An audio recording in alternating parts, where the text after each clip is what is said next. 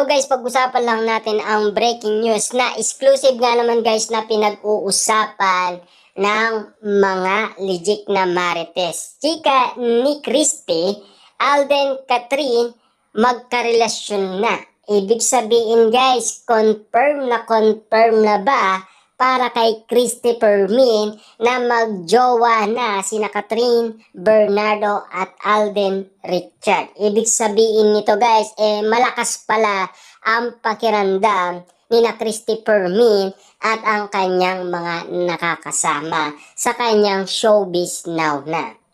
Ibig sabihin lang nito guys, talagang ramdam na ramdam nila na parang sina Alden Richard at Catherine Bernardo ay sila na. Tila kinukutuban na umano ang batikan showbiz communist na si Christy Permin hinggil sa totoong namamagitan kina Hello, Love Again, leading star Alden Richard at Catherine Bernardo.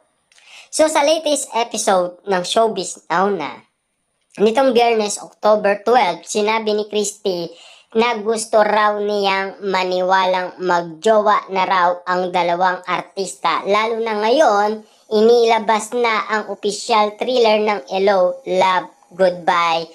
Sinasabi nga naman guys ng balita, malakas na daw talaga ang kutob ni Christy Permin ayon sa balita na mag-on na sina Catherine Bernardo at Alden Richard. Tulad din guys ng mga netizens at mga Katden fans dahil sa kanilang prediction na tila nakikita na nila guys, lumalakas ang kanilang paniniwala. Ibig sabihin, sa kanilang nararamdaman ay kilos magjowa na sina Catherine Bernardo at Alden Richard. Gusto kong maniwala sila ngayon.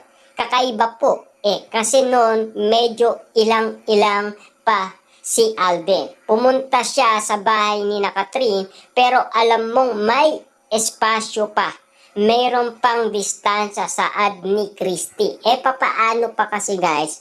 Marami nga naman kasing manliligaw si Catherine Bernardo.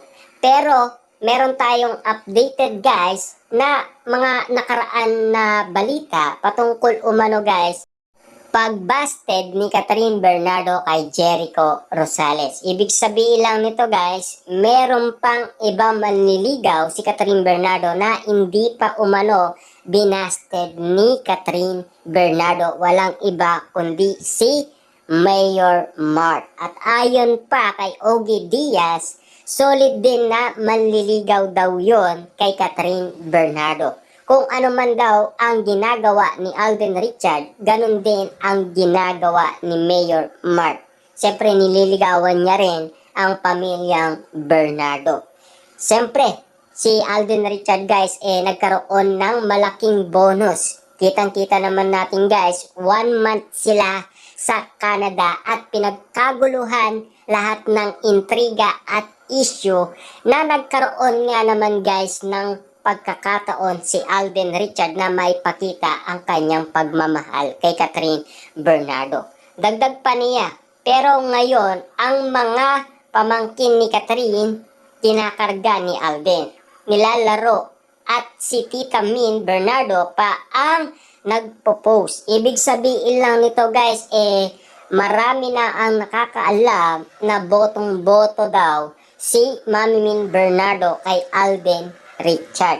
Na tila na lahat ng pamilyang Bernardo ay boto na kay Alden Richard. Ibig sabihin, kahit na ang mga pamangkin ni Catherine Bernardo ay botong-boto kay Alden Richard. Ibig sabihin, malaki talaga ang chance ni Alden Richard. Na ngayon ay kinoconfirm na ni Christy Permin na mag-on na daw sina Alden Richard at Catherine Bernardo. Ibig sabihin nito guys, malakas na malakas ang kanyang pakiramdam na mag-on na daw sina Alden Richard at Catherine Bernardo. Ibig sabihin, tulad lang guys ng sinasabi ng mga netizens at ng mga Katden fans kapag nasisilayan sina Catherine Bernardo at Alden Richard na ang kilos nila ay magjowa na.